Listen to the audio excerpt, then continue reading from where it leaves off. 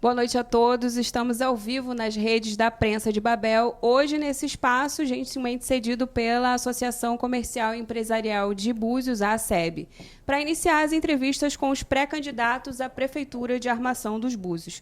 Aproveite esses momentos iniciais, como a gente sempre pede, para compartilhar com seus amigos a nossa live e curtir a nossa página, a página da Prensa, @Prensa de Babel, se você ainda não curtiu. É muito fácil, é só digitar, como eu disse, @Prensa de Babel na sua rede social preferida e nos seguir. No YouTube, ative o sininho para seguir recebendo as notificações de novos vídeos. Lembrando que, devido às medidas de proteção contra a pandemia do novo coronavírus, estamos respeitando aí o distanciamento mínimo de 2 metros entre a equipe e os convidados. As máscaras foram removidas somente durante o uso da palavra. Frascos de álcool em gel estão disponíveis para o candidato, assessores e produção. Vamos às regras? O formato das nossas entrevistas seguirá sempre o mesmo padrão. São 60 minutos divididos em blocos de 15 e cronometrados pela nossa produção.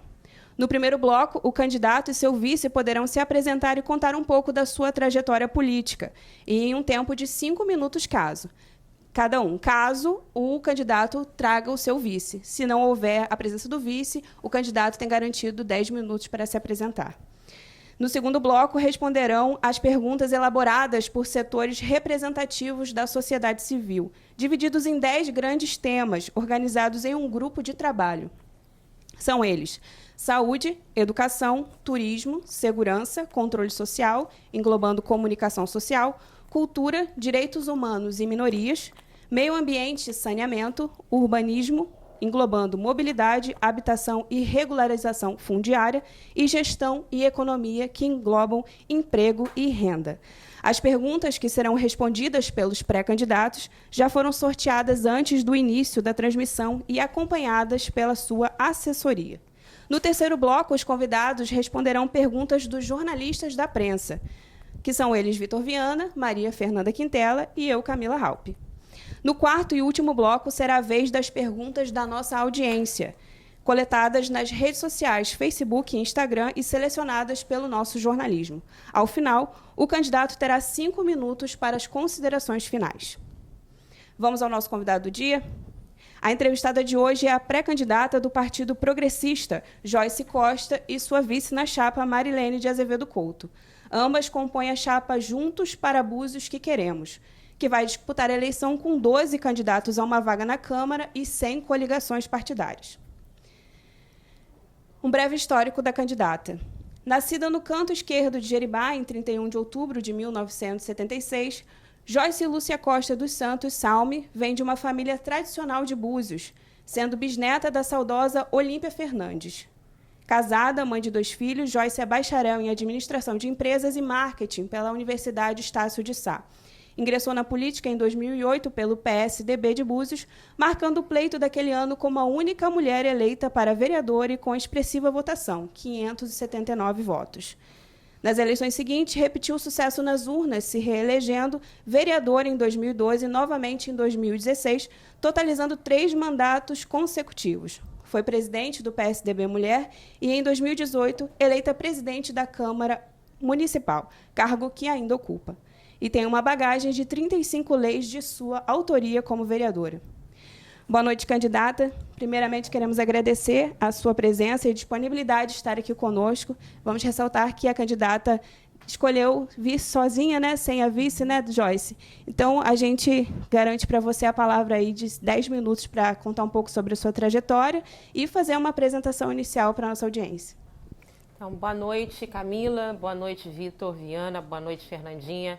A todos os eleitores e também aqueles que seguem o Prensa de Babel. Então, é uma satisfação muito grande a gente poder estar aqui hoje falando um pouquinho da nossa história nesse primeiro bloco.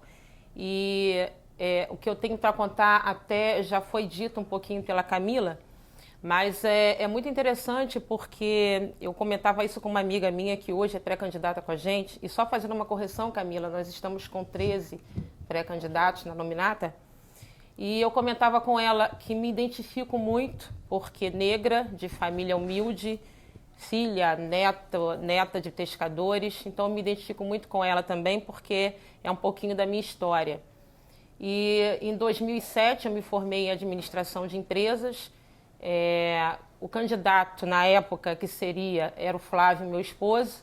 Houve um convite para que eu viesse como candidata pelo PSDB. E até então o pré-candidato era o Flávio. Naquele momento disseram, não, mas a gente precisa de mulheres para compor a cota dentro do partido dos 30%. E eu vim numa primeira vez, foi uma luta muito grande, porque eu não me via na política, dentro de todos os afazeres que eu tinha. Faculdade, eu estava me formando, então o sonho era de fazer concurso público, seguir numa estatal, seguir numa Petrobras, seguir numa qualquer outra multinacional. Então eu saí cheia desses sonhos e também de empreender, que é uma das áreas que eu gosto muito, empreendedorismo. E por diversas vezes a gente fez cursos Sebrae de capacitação, de qualificação, para saber sobre oportunidades de negócios, porque eu também tinha essa vontade de abrir um negócio na cidade de Armação dos Búzios. E de repente veio esse convite. Então para a gente foi um desafio muito grande, porque a gente não tinha experiência, eu não tinha experiência política nenhuma. E foi até engraçado num dos primeiros comícios que eu participei em José Gonçalves. Foi o primeiro comício que a gente entrou. Naquela época eram 3 meses de campanha. E a gente olhou para o céu e disse, eu falei, o que eu vou dizer agora?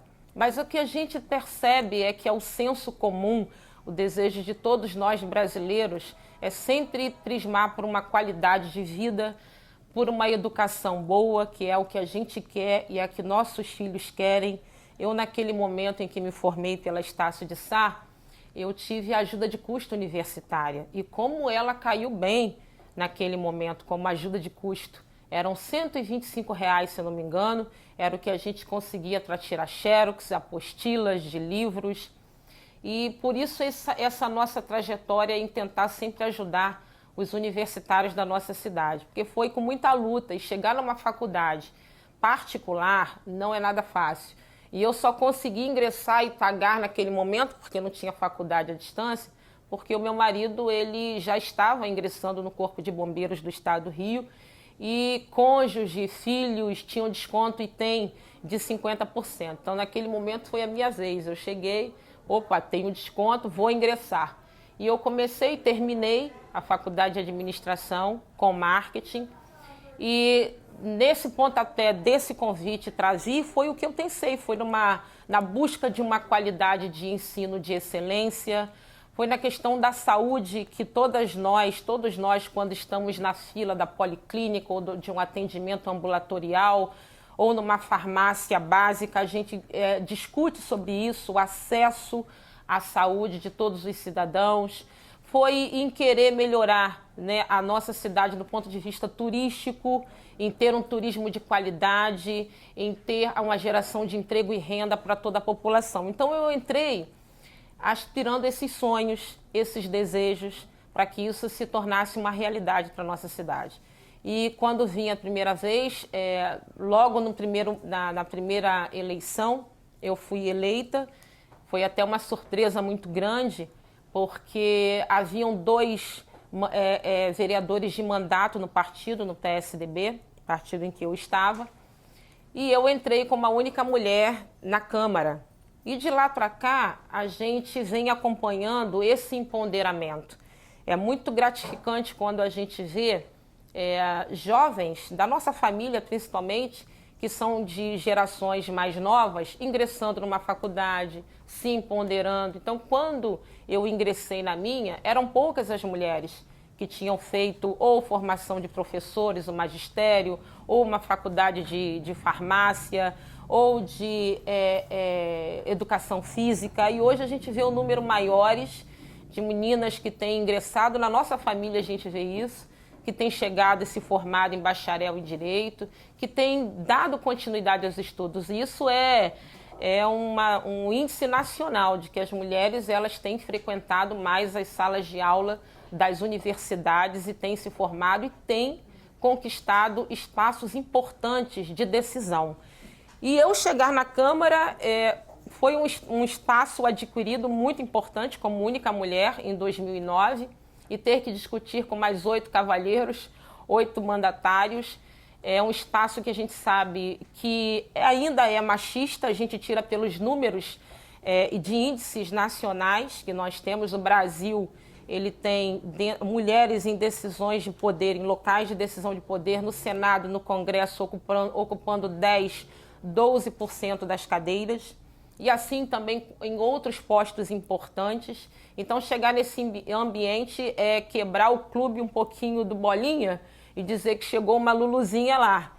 E nós chegamos e tivemos um olhar mais sensível, um olhar, é lógico que a gente como um todo contribui na política, mas a mulher ela tem um olhar especial no trato com relação à política pública da mulher, a questão da criança, do idoso. Então a gente vinha trabalhando, galgando ao longo desses mandatos em torno dessa política. E na reeleição, em 2012, a gente já viu e acompanhou, né, mais mulheres participando conosco. Isso foi muito interessante. A gente viu mais mulheres concorrendo também. Foi o caso de 2016. A gente teve um pleito com mais mulheres e agora, já para registro de candidaturas, nós tivemos aí um pico histórico nacional de muitas mulheres se candidatando nas eleições de majoritária e nas eleições para vereança nos municípios. Então, isso é um marco, é uma história de que as mulheres que estão entrando estão fazendo história. Outras estão acompanhando e estão vendo, estão se lançando também, lógico que com bandeiras muito importantes. A gente viu nesse momento aí de pandemia, mulheres se posicionando como a sociedade inteira, principalmente na questão da saúde, na questão da educação. Então a gente percebe que as coisas estão mudando no nosso país, a participação da mulher está sendo maior. Então chegar ao 3º mandato e na presidência da Câmara, para a gente realmente foi um marco significativo, um marco de crescimento. Tenho crescido muito de lá para cá e o mais importante é poder dizer a todos os ouvintes que nesses 12 anos de trajetória política sou ficha limpa, não tenho envolvimento, nenhum embaraço com nenhum processo público, administrativo, criminal, nada que me desabone a minha conduta, que nesses 12 anos, né, de vida pregressa na política, a gente tem, graças a Deus, alcançado inúmeras outras camadas da sociedade que têm tido acesso ao nosso gabinete, que podem participar de forma efetiva, trazendo ideias, sugestões, colaborando conosco no nosso mandato, que eu costumo dizer e faço questão de frisar, que não é um mandato em que eu faço de mão única, mas é uma mão dupla, porque a gente recebe, colhe e trabalha conjuntamente com essas sugestões. Um exemplo disso são sempre os orçamentos que nós temos votado na Câmara Municipal de Vereadores e que no ano passado, nas nossas idas a Brasília, em discussão com a Abracan, Associação Brasileira de Câmaras, a gente possibilitou a mudança na lei orgânica do nosso município, colocando um orçamento impositivo, não diferente do que foi votado na Câmara dos Deputados, a PEC 100. Os deputados votaram, aprovaram o orçamento impositivo. Então, a gente agora tem na Câmara Municipal de Armação dos Búzios o orçamento impositivo para todo vereador que entrar na próxima legislatura, apresentar uma emenda de algo qualquer, uma construção, uma pavimentação, terá que ser cumprida pelo gestor do Executivo. Obrigada, Joyce. Então, você pôde conhecer um pouco, você que está acompanhando a gente aqui pelas nossas redes sociais da Prensa de Babel, você pôde acompanhar um pouco da trajetória política da Joyce Costa, que é a candidata do Partido Progressista. A gente vai te pedir um minutinho para passar aqui os nossos apoiadores. Você sabe que a Prensa é um canal gratuito, que você tem acesso a todo o nosso conteúdo sem nenhum custo, mas ele tem custos. Então, a gente tem aqui alguns apoiadores e a gente já quer agradecer de antemão, que é por conta deles que a gente consegue colocar esse programa no ar. É um minuto, a gente já volta.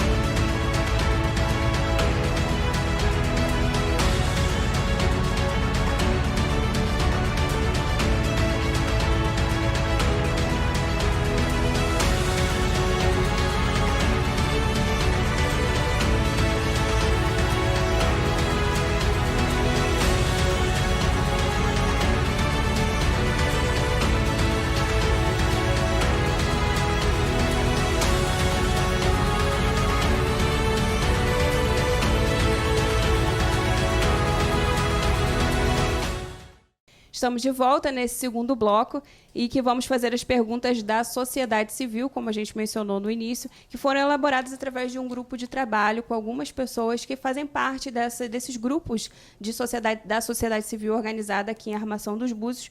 Elas foram divididas entre temas e a candidata sorteou 3 desses temas previamente, antes da gente iniciar nossas gravações. Todo o momento do sorteio foi gravado para qualquer dúvida de qualquer pessoa que depois queira acessar esse conteúdo. A candidata sorteou os temas urbanismo, direitos humanos e minorias e gestão e economia. A primeira pergunta, quem vai ler é o Vitor. Boa noite, candidata Joyce. Candidata, a pergunta é: qual a proposta da candidata para resolver as dificuldades dos cidadãos da macrozona continental na área de transporte público coletivo? Haverá licitação de novas linhas, considerando que atualmente o número de vans não dão conta de toda a demanda, fazendo com que o cidadão amargue em transportes lotados e agora com os novos desafios impostos pelo coronavírus? Então, boa noite, Vitor. É interessante pergunta, porque é um problema que a gente já atravessa há muitos anos na nossa cidade. E a gente votou em 2015 o Plano de Mobilidade Urbana. E esse plano ele foi discutido amplamente com a sociedade civil, em várias temáticas, né, em várias câmaras para discussão desse tema. Então, o problema de mobilidade hoje em Búzios é um problema grande e o que eu percebo no plano que nós temos que fazer como primeira coisa não é simplesmente fazer mais uma lei, deixar ela lá e não tratar de implementar a lei. Então, se o plano de mobilidade foi com a participação da sociedade, primeiramente, monitorar, fiscalizar, viabilizar a implementação desse plano de mobilidade urbana. Porque o plano de mobilidade urbana, ele vai falar sobre todas essas coisas, as situações que nós temos vivido hoje. Como, por exemplo, o desestímulo a carros individuais de transporte, o estímulo a um transporte coletivo eficiente que atenda aos cidadãos, o estímulo também de ciclovias, porque a gente pensa em mobilidade urbana e falar em mobilidade tem que pensar nos serviços, nos meios, tudo que dê condição do cidadão de ir e vir. Então, a gente precisa pensar nas vias estruturantes, a gente precisa pensar na parte continental, de ligação entre a parte continental, a macrozona, como foi dito aqui, com os bairros. E isso a gente tem que pensar num transporte eficiente, um transporte com acessibilidade para as pessoas que têm acessibilidade reduzida, alguma deficiência. Isso passa também, nós já recebemos, tanto o Executivo quanto o Legislativo, uma orientação para a licitação do transporte público. E aí, como foi discutido no plano, a gente também tem que pensar nesse transporte coletivo que seja de qualidade para todos os cidadãos. Então, estimular o transporte para diminuir o número de carros pequenos, carros particulares dentro da cidade, dentro da península, isso é importante, isso está estabelecido no plano de mobilidade e é uma situação a ser colocada, apresentada no nosso plano, como está no nosso plano de governo. Assim como nós também possibilitarmos, dentro das vias públicas, as calçadas, as ciclovias. Uma outra coisa que nós estabelecemos e colocamos dentro do nosso plano de governo também, e que é uma coisa que está lá no nosso plano municipal de mobilidade, é um plano diretor com relação ao ciclismo, porque hoje no mundo inteiro a gente vê como as pessoas têm tido mais qualidade de vida, usufruindo das bicicletas, tendo os bicicletários dentro da cidade. Então isso tudo tem a ver com a mobilidade, o direito de ir e vir, as ciclovias, as faixas de pedestre, né, as calçadas e um transporte que seja realmente seguro, com tarifas sociais razoáveis que atendam a pessoa de menor renda e, acima de tudo, com acessibilidade. Bom, próxima pergunta. A luta em defesa dos direitos humanos é de interesse de toda a sociedade. A candidata aceita criar uma pasta para cuidar do tema em conjunto com a sociedade civil? Olha, Fernanda, esse também é uma das nossas metas dentro do nosso plano de governo, ter um governo participativo. Trazer as minorias, trazer a sociedade para a gente discutir conjuntamente quais são as prioridades. Então, ao longo desses 12 anos na Câmara, eu tenho vivido a experiência, embora não seja do Executivo elaborar o orçamento participativo, nós temos pelas comissões, seja de finanças, seja a comissão orçamentária da Câmara, chamado a sociedade para discutir sempre nas vésperas da votação da lei orçamentária para o ano seguinte. Então, na nossa lei orgânica municipal está estabelecido que isso é de competência do Executivo, mas a Câmara de Vereadores tem sempre se comprometido. E quando o orçamento chega na Câmara, aquilo que é pautado pela sociedade civil, pelas entidades culturais, que é pautado pela questão do meio ambiente, pela questão de todas as entidades que nós temos na cidade, a gente apresenta isso como emenda no orçamento. E, infelizmente, essas emendas, ao longo do ano, quando não são cumpridas, elas acabam sendo anuladas para que esses valores postos nessas rubricas, eles acabem cobrindo outras despesas que não as emendas apresentadas. Então, a gente votou na lei orgânica, alteração à lei orgânica para o orçamento impositivo. Então, a emenda que for trazida ao vereador, seja para a construção de uma creche, como no bairro de Manguinhos, ou no centro de Búzios que não tem, seja para a construção de uma escola, seja para a importância da drenagem, principalmente em bairros alagadiços, como é o caso de Sembraças, que nós temos no Capão e em outros, essas emendas terão que ser cumpridas pelo gestor do Executivo. Então, a nossa meta é discutir o orçamento participativo e tornar uma gestão participativa com as camadas da sociedade. A senhora ainda tem mais um minuto, se quiser continuar discorrendo, senão a gente pode ir para a próxima. A terceira e última pergunta é... Aqui eu vou fazer.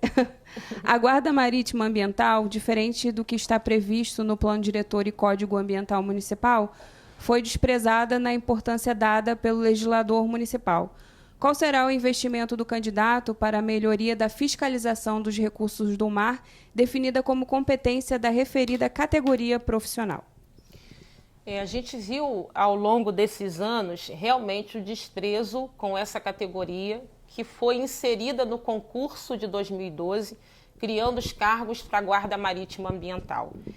E, ao longo desses anos, a guarda ficou de um lado para o outro, sendo jogada de um lado para o outro. E uma das coisas que a gente observou é que no concurso público não foram colocadas as atribuições da Guarda Marítima, do Guarda Marítimo Ambiental. Então, uma das propostas nossas, diante dessa pergunta e de tudo que a gente tem acompanhado ao longo desses anos, é que as atribuições, assim como de outros cargos também, que essas atribuições elas sejam de fato elencadas, que esses profissionais, que alguns até saíram do concurso, eles acabaram abandonando o concurso, outros por causa de processos administrativos, outros regressaram porque contestaram processos administrativos abertos no desempenho das suas funções. Então, o primeiro momento é elencar essas atribuições. E o segundo momento é alocar, de fato, a Guarda Marítima onde tem que ser. Eu entendo que a Guarda Marítima ela tem que ser um braço dentro da Secretaria de Meio Ambiente e Pesca, ou dentro de uma Secretaria de Ordenamento Costeiro, que nós precisamos ordenar a nossa costa, o nosso litoral, porque chega na alta, chega no verão, tudo fica desorganizado, tudo fica bagunçado. Então, ao meu ver, a Guarda Marítima ela tem que ter essas atribuições e, sim, ela pode ser utilizada e muito. Uma das coisas que tem sido discutida no Brasil, no país inteiro, é a economia do mar. Então, a gente tem diversas atividades, sejam os pescadores, sejam os do turismo náutico, que trabalham com o turismo ao longo de todo o ano. Então, a gente tem diversas atividades com a economia do mar e esses trabalhadores podem nos ajudar e muito nessa função, na fiscalização da nossa costa. Finalizamos, então, o nosso segundo bloco. Lembrando que o tempo que não foi utilizado pela vereadora durante esse bloco pode ser utilizado para as considerações finais no último bloco, no quarto bloco, que encerra a nossa entrevista. Então, encerramos aqui o nosso segundo bloco com as perguntas da sociedade civil organizada e eu te convido a ficar com a gente durante 1 minuto assistindo os nossos apoiadores e a gente já retorna.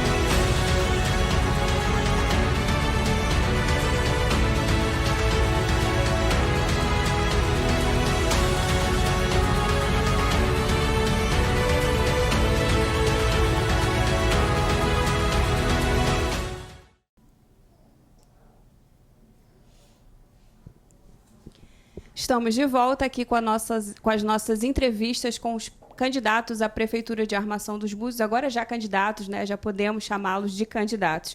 E nesse bloco, que é o terceiro, a gente vai fazer para a candidata Joyce as perguntas dos jornalistas aqui da Prensa de Babel. E eu vou começar pela minha, né? Vereadora, a senhora é a única mulher na disputa e tem uma chapa feminina. Búzios tem maioria do eleitorado feminino, 52% deles. E, se não me engano, são 14 mil eleitoras na cidade. A senhora e sua vice consideram-se representantes desse segmento? Acreditam que correspondem ao anseio da mulher moradora de Búzios? Bom, essa é uma pergunta interessante porque é o nosso espaço, né? E é o nosso momento também. Então, eu acredito que sim. Aliás, a Marilene é uma pessoa fantástica, uma pessoa trabalhadora da praia. Já nos conhecemos e trabalhamos, ela sempre trabalhou nos bastidores há 12 anos, ajudando muito nas questões sociais, na questão dos trabalhadores. Então, eu acredito que, junto com ela, a gente vai ter um olhar mais sensível, um olhar mais engajado, um trabalho em que a gente fortaleça as secretarias como um todo, de desenvolvimento social, trabalho e renda, as secretarias de moradia, de habitação, de desenvolvimento econômico, turismo. Então, a gente tem muito a agregar. E eu fico feliz, Camila, porque esse momento está sendo até um momento ímpar, porque eu participei de uma reunião na semana passada de algumas mulheres pré-candidatas, de uma reunião apartidária, porque são representantes de vários outros partidos, inclusive vices, né, candidatas a vice e candidatas a vereadoras. E nessa discussão, elas têm levantado a bandeira de que mulher vota em mulher, elas têm levantado a bandeira de que nós precisamos aumentar a nossa representatividade, e isso começa dentro da cidade de Armação dos Búzios, e elas têm levantado a bandeira que essa discussão não tem que ser só uma prévia no momento eleitoral, mas que essa discussão ela tem que ser mantida.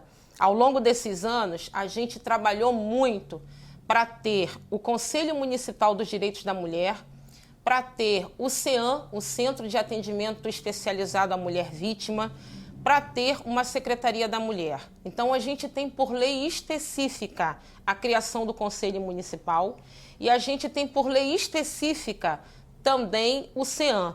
Porém, o CEAM que funcionou em 2014, 2015 ele sofreu desmonte com a justificativa de que Búzios não tinha índices de violência. E eu participei de uma reunião, na época, na Secretaria de Desenvolvimento Social, com o promotor do Ministério Público, e foi colocado na mesa que as portas de entrada da assistência social, como CREAS e CRAS, seriam suficientes para atender a essas questões de violência. E hoje a gente sabe que não é. Hoje a gente sabe que a gente precisa da estrutura do CEAM, a gente precisa da estrutura da Secretaria da Mulher, a gente precisa não permitir o desmonte, porque o desmonte a gente retrocede dentro de uma política pública que a gente avançou. Foram anos até a gente conseguir efetivar o Conselho Municipal. Então, eu entrei em 2009 e o Conselho Municipal só foi efetivado em 2013. E isso com indicações, porque a iniciativa de se criar um conselho não é do legislador. A iniciativa de um conselho municipal é prerrogativa do executivo. Então, a gente levou anos indicando para que isso acontecesse. E somente em 2013 houve a possibilidade da criação do conselho. E a gente viu uma participação da AMAB, Associação de Mulheres de Armação dos Búzios, da Somunear, Associação de Mulheres Afrodescendentes, né, de Búzios, da Rasa. E isso garantiu que algumas políticas fossem implementadas, como o CEAM, que veio logo em seguida. Então, o CEAM funcionou. A gente, infelizmente, ficamos arrasadas com o desmonte do CEAM e a gente quer voltar com essa política, porque a gente sabe das necessidades. Então, eu ando nas ruas, eu vejo a mulher que trabalha fora, que é chefe de dona de casa, e que fala que, por exemplo, Joyce, eu não tenho condição de pegar meu filho na creche 4 horas da tarde. Então, a gente precisa pensar na extensão desse horário da creche. A mãe que está com filhos em idade da puberdade, da juventude, e que não tem um contraturno fora da sala de aula. Então, a gente precisa pensar nesse contraturno e aumentar as escolas de tempo integral, porque tem uma escola na Lídia Sherman que funciona muito bem. Então, a gente sabe do que a mulher, o anseio da mulher que trabalha fora, que cuida dos filhos, que ao mesmo tempo tem que pensar no trabalho fora, mas tem que ajudar no dever de casa, mas tem que levar para o dentista, para o médico, enfim. Então, acho que sim, eu e a Marilene, nós representamos o segmento feminino. Candidata, a minha pergunta agora, aqui feita pela equipe da prensa, uma das mais antigas e polêmicas discussões de Búzios é o ordenamento das praias, tanto no trabalho dos ambulantes quanto dos pontos fixos e a ocupação da faixa de areia. Qual a opinião da senhora sobre o tema e como pretende lidar com essa prática econômica que é realizada dentro do espaço público? Esse é também um outro tema que a gente, enfim, entra ano e sai ano, a gente passa por essa dificuldade. Porque as praias, elas não podem funcionar como política eleitoreira.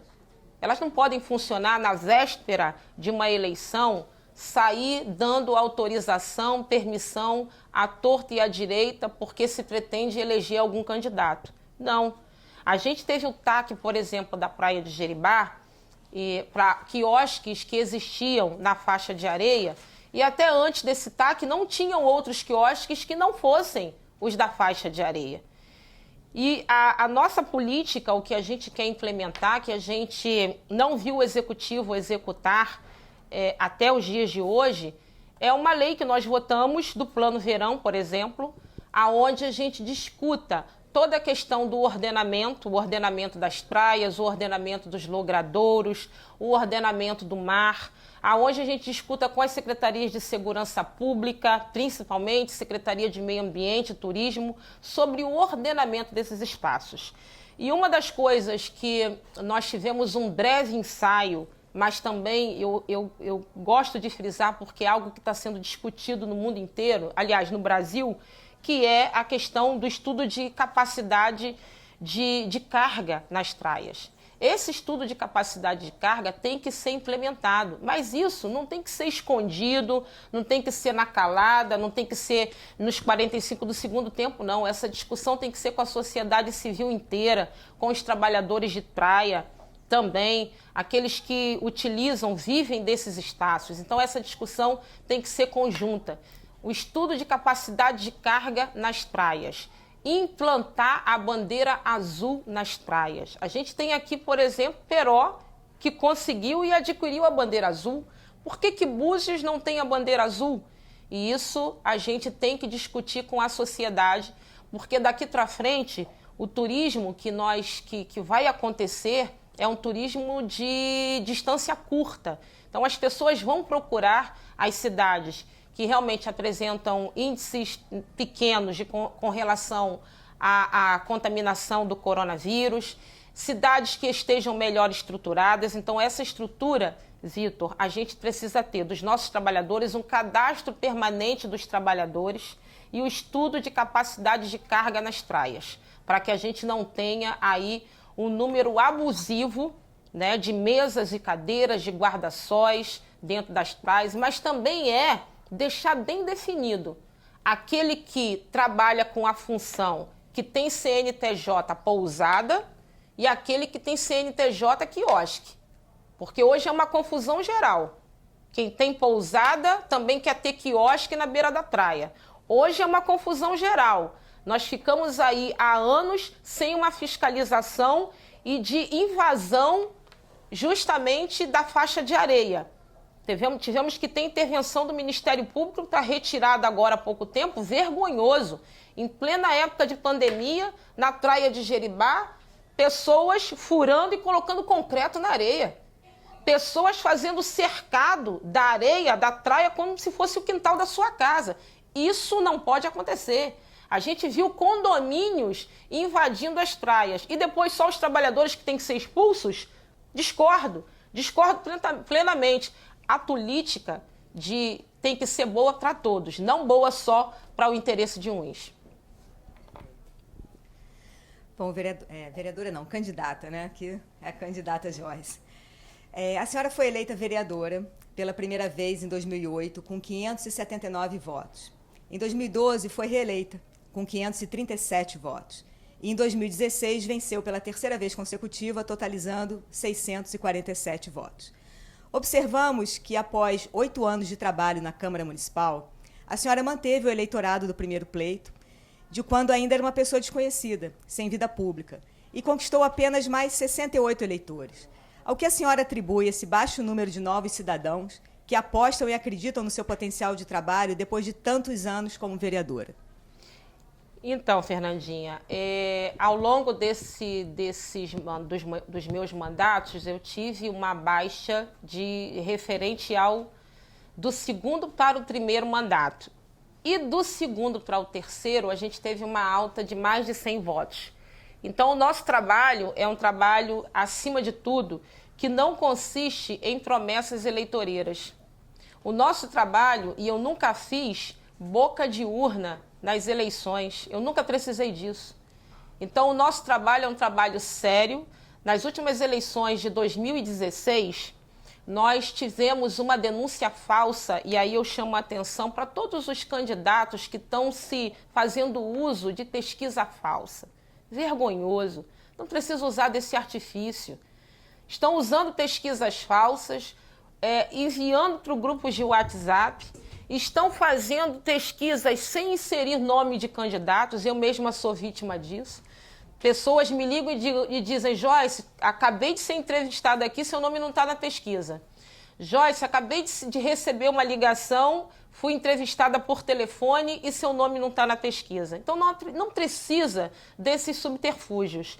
E em 2016, em maio de 2016, eu fui vítima de uma denúncia falsa. Em plena época das eleições, um momento muito difícil, eu fui vítima de uma denúncia falsa em que o delegado de polícia esteve no meu gabinete dizendo que eu fui denunciada por fazer transporte de eleitores para transferência de títulos na minha van.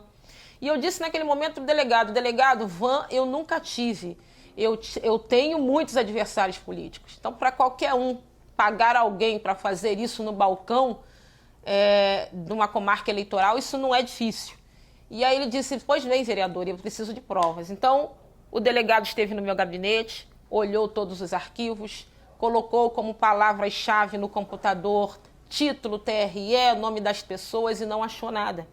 Mas aquilo em maio me tirou voto, porque muitas pessoas acreditaram naquelas falácias, porque colocaram no dia seguinte, e o delegado disse que seguia em segredo de justiça, e colocaram no dia seguinte que tinha sido levado muitos equipamentos do meu gabinete, colocaram lava-jato no meu nome, e hoje o resultado disso, alguns anos atrás, é que o processo foi arquivado por falta de provas. Mas isso me tirou votos, as pessoas acreditaram, E não além disso, embora eu tenha entrado em 4º lugar, nessa campanha com 9 concorrentes, entrei em 4º, não diferente disso, eu também tive que gravar um vídeo, porque muitos diziam, não vota mais em Joyce, porque Joyce está eleita. E eu tive que gravar um vídeo para dizer, olha, eu preciso do seu voto. Então, Fernandinha, essas jogadas de pesquisa falsa, pesquisa fake news, de denúncia falsa, isso tudo acontece para tirar o voto do candidato.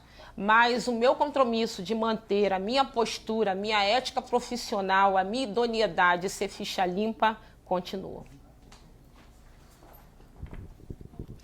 Obrigada, candidata. Com isso, a gente finaliza o nosso 3º bloco de perguntas, que são as perguntas dos jornalistas da Prensa de Babel. E eu vou te convidar a, de novo, ver aí rapidinho, em 1 minuto, os nossos apoiadores aqui da Prensa de Babel. Enquanto isso, a gente toma uma água, a candidata toma uma água e você acompanha quem apoia aqui o trabalho da Prensa de Babel. A gente já volta.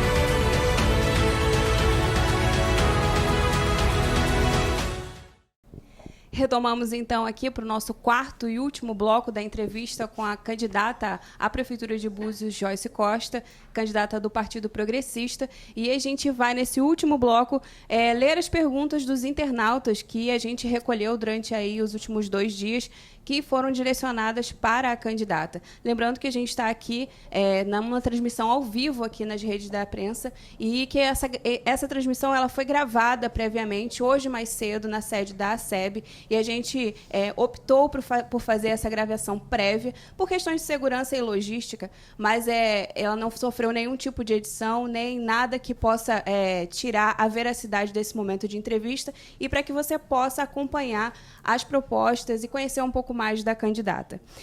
Então, Joyce, essas perguntas vieram dos internautas e a primeira vem de uma pessoa bastante conhecida aqui na cidade, que é a Cris Paramita, e ela pergunta: vereadora Joyce, no seu ponto de vista, por que os candidatos a cargos políticos se perdem e nos distraem com críticas alheias e não apresentam um programa de governo comprometido e coerente e que mantenha a responsabilidade que o cargo impõe? É uma pergunta bastante pertinente, porque a gente vê essa série de ataques e a população está tão cansada de tudo isso, está tão cansada de tanta falácia, que a população quer ouvir propostas, não quer ouvir ataques, né, alheios a ninguém, mas o que você tem para oferecer. E a nossa proposta é justamente essa, é falar o que a gente tem sem atacar, sem ofensa. É o que eu tenho instruído o meu grupo político e a gente sempre conversa nisso. A gente está vivendo um momento que eu já falava alguns anos atrás, em 2017 para cá, o ambiente do ódio nas redes sociais, que é assim extremamente perigoso para a nossa saúde. Eu costumo dizer que eu falo com as pessoas que antes de eu sair eu oro pelo meu equilíbrio emocional, eu oro pelo meu equilíbrio racional, porque os ataques vêm e às vezes a pessoa já está numa sensibilidade, né, à flor da pele. E você denegrir, difamar. E agora nós temos outras ferramentas, que é justamente a do crime cibernético. Então, qualquer pessoa hoje, se ela faz agressões, ataques de baixo calão, se ela, enfim, também faz perjúrio, essa pessoa ela está correndo sérios riscos de ser denunciada, de pagar, né, por danos morais. Então, são hoje as armas que se tem para se jogar. É também usar do crime cibernético para coibir essas ações na rede social. A segunda pergunta é do Eduardo Bulhões, que é geógrafo e especialista em ambientes costeiros. Candidata, como a senhora enxerga a questão da Orla de Búzios no que tange o ordenamento e uso de atividades? Sabemos que existe um termo de compromisso junto à Secretaria de Patrimônio da União que transfere oficialmente a gestão costeira da União para o município, o que traz benefícios e responsabilidades. E, nesse sentido, qual a sua posição em relação a essa questão?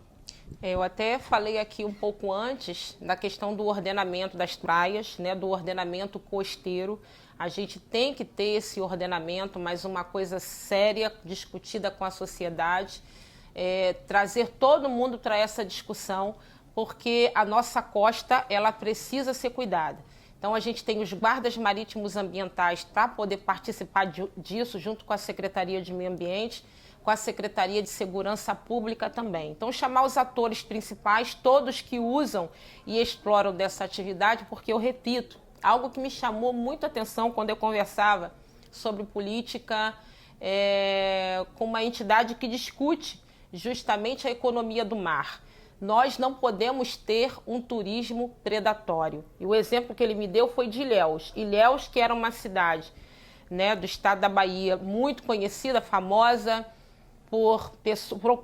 procurada por famosos, passou a ser uma cidade somente de passeio. E a nossa cidade não pode ser cidade somente de passeio. A gente tem que cuidar da nossa costa, chamar todos que trabalham e vivem dela, para a gente ter uma economia do mar sustentável, não predatória. E a última pergunta é do Kaique Simas, e ele pergunta: como a senhora pretende acabar com o cabide de empregos da Prefeitura, dando melhores empregos aos munícipes? Isso a gente vem falando ao longo dos anos no orçamento. Hoje, o nosso orçamento previsto para esse ano de 2020, ele é de 300 milhões de reais, pouco mais de 300 milhões. Desses 300 milhões, 150 milhões é para a folha de pagamento. Então, a gente tem hoje uma folha super cheia e que a gente precisa enxugar. E dos aspectos que a gente pode aproveitar, todos os profissionais, é justamente fazendo plano de cargos e salários e reconhecendo todos os profissionais técnicos dentro das suas áreas, sem perseguição, mas com plano de cargos, carreiras e salários para os profissionais da nossa cidade. Porque só assim a gente vai ter um serviço melhorado. Hoje a gente tem aí pessoas que estão recebendo, principalmente aqueles que entraram e que estão com contrato, 20% a menos que os professores concursados. Nós temos os que passaram em processo seletivo, que foi um dos ganhos que a gente teve, mas que tem a redução de 20%. Trabalham a mesma coisa e ganham 20% a menos. Então, a gente precisa promover esse estudo de plano de cargos e salários com impacto. Houve até a participação da Fundação Getúlio Vargas para esse estudo, mas isso não foi adiante. Então, a gente vai retomar, ter sim um plano de estudo e enxugar a nossa folha, porque não dá, dentro de um orçamento de 300 milhões, 150 milhões ser apenas de folha de pagamento.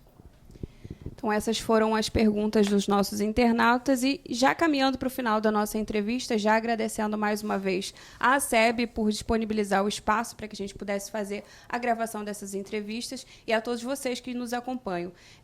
Vereadora, candidata, no caso, agora nessas considerações finais, a senhora pode apresentar, inclusive, a sua nominata, né? Quem são os vereadores que vão estar compondo aí a sua chapa e também o seu momento final para voltar em algum assunto ou algum questionamento. A palavra é sua. Então, tá. Eu, primeiramente, quero agradecer a todos os seguidores do Prensa, a todos os internautas, nessa oportunidade que nós estamos tendo dessa entrevista.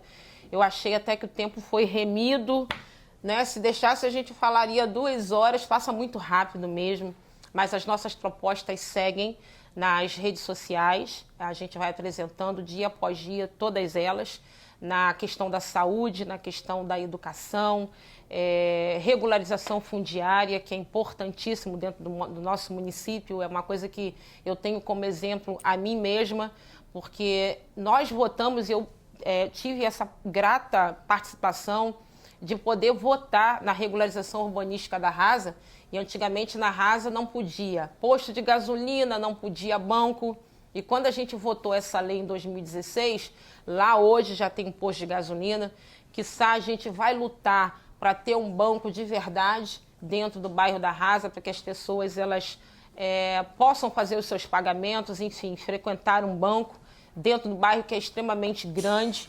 Então a gente vai lutar para isso. Né? O Itaú, por exemplo, hoje é um banco em que todos os servidores da prefeitura recebem pelo Banco Itaú. Então, por que não ter o Itaú ou uma Caixa Econômica, ou o que seja, dentro do bairro da Rasa? Então, essa vai ser uma luta nossa. Então, essas regularizações são importantes. Nós temos o plano diretor, que é de 2006, a lei de uso do solo, que é de 2007, e elas já passaram do prazo de 10 anos para sofrer as revisões, os ajustes, né, os reajustes. E eu sou um exemplo. Eu entrei no meu terreno em 2001, a lei do uso do solo veio em 2007, o meu terreno é de 300 metros quadrados, em Jeribá. A lei de uso do solo diz, de 2007, que os lotes mínimos são de 800 metros quadrados e eu não consigo regularizar nada do meu terreno. Então, assim, a gente tem inúmeras pessoas. Tem pessoas que estão aí com ordem de demolição das suas casas, que conquistaram com todo o seu suor, com a sua dignidade, com o seu trabalho. Então, o vácuo que ficou de 2006 para trás, temos que consertar. Nós vimos falando todos esses anos da mais-valia, das regularizações em Jeribá, em Sembraças, Capão, Vila Caranga.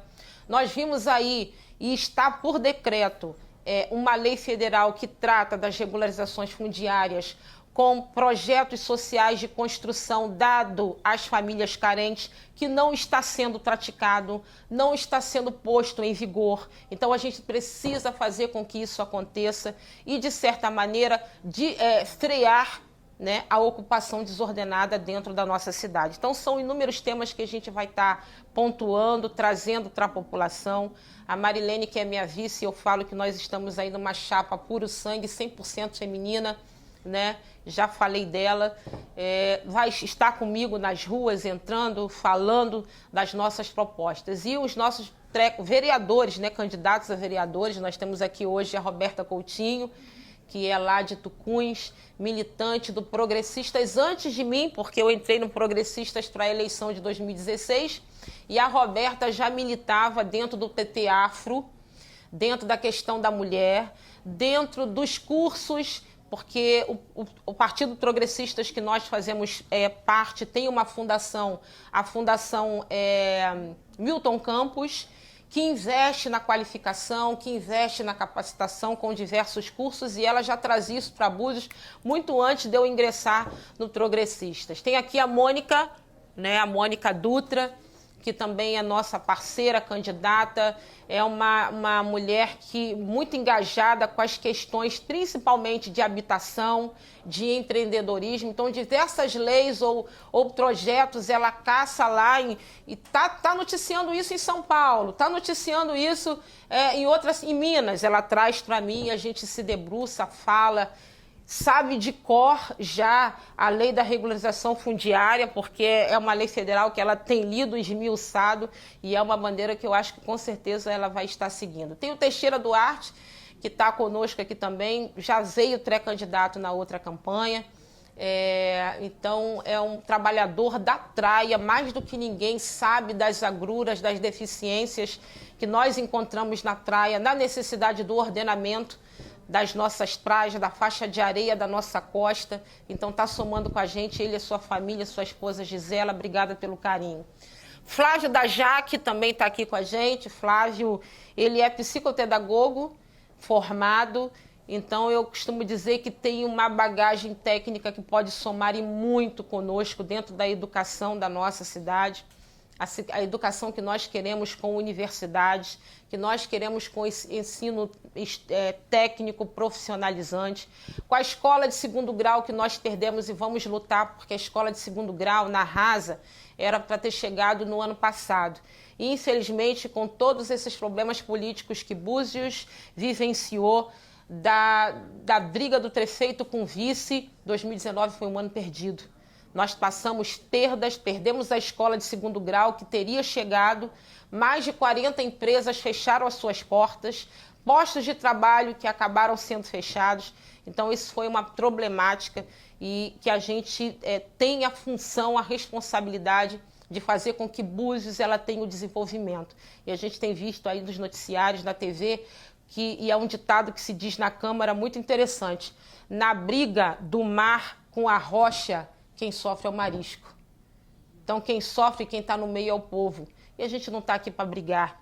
A gente está aqui para lutar pela Búzios que nós queremos. Então, Flávio, ele é, com certeza, um desses braços que vai nos ajudar e muito com a educação e, principalmente, a fiscalizar, a monitorar e a viabilizar o Plano Municipal de Educação que foi votado em 2015. E nós temos aí metas, nós temos compromissos que esse plano precisa ser fiscalizado ainda mais. Um deles é que toda criança de até 0 a 3 anos esteja em creche, esteja na escola no TRE também. São metas que foram estipuladas lá em 2016 de até 2 anos. Nós estamos em 2020. Nós ainda temos crianças que estão na fila de espera que não entraram.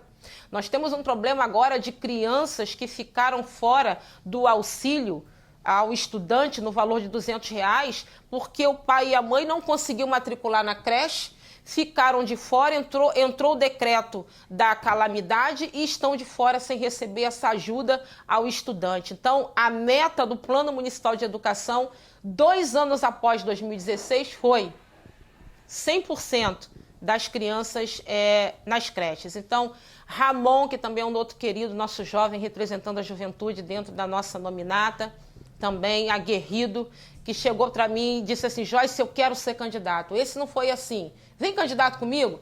Não, ele disse: Joyce, eu quero ser candidato. O que eu faço? Adorei a tua atitude, que Deus te abençoe e vai na sua força. Também tem o Marcelinho da autoescola, muito conhecido, com a sua autoescola da Rasa, né? Participou com a gente em algumas discussões políticas do passado, Detran, essas questões todas de se possibilitar aqui dentro da cidade, né, um Detran mais acessível para todos os moradores. Então, essa é a pauta do Marcelinho e eu tenho certeza que ele fala a língua de muita gente. E a todos os candidatos que não puderam estar aqui hoje, né, que, enfim, tem tantos, tem a Rose, tem a Zenilda, quem mais, se eu não lembrar? A Cione do posto lá da Rasa. Quem mais? O Flávio, meu marido. Já ia esquecendo o Flávio, meu marido. Flávio Bombeiro. Antes era a Joyce do Flávio. Agora é o Flávio da Joyce. Quem mais? Zenilda, candidata com a gente. Então a gente está com uma chapa aí de muitas mulheres. Zé Gotinha, o Anderson Pires, lá de José Gonçalves, também com a gente, né? Não pôde estar aqui, mas enfim. Faltou algum? Não, né? Então, obrigado. Ó, se faltou, que a assessoria não me deu os nomes não, hein? A gente agradece a candidata. Joyce, muito obrigada pelo seu tempo, pela sua participação aqui com a gente. A gente agradece ao GT de Trabalho que formulou as perguntas, a audiência que enviou suas perguntas também. E convida você para amanhã, às 19 horas, estar de novo com a gente aqui ao vivo. O candidato que vai ser entrevistado amanhã é o candidato Republicanos, Alexandre Martins. A gente não pode encerrar sem agradecer mais uma vez a todos vocês que estiveram com a gente aqui até agora, assistindo essa entrevista. O papel da prensa aqui na sociedade é trazer para você os candidatos, para que você conheça a trajetória, quais propostas mínimas, né, já que o tempo é bastante reduzido, e que você possa fazer a melhor opção ao final de todas as nossas entrevistas. E a gente tem aí a nossa primeira entrevista e temos um longo caminho aí até a próxima semana nessas entrevistas com os candidatos à Prefeitura de Búzios. Continue com a gente, não esqueça de curtir a página da prensa, assinar o nosso canal no YouTube. Esse conteúdo vai ficar aqui ao vivo no Facebook e depois vai estar disponível para quem assina o nosso canal lá no YouTube para você ver e rever quantas vezes for necessário. Então é isso, amanhã a gente aguarda você aqui novamente às 19 horas, entrevistando o candidato Alexandre Martins do Republicanos. Até amanhã.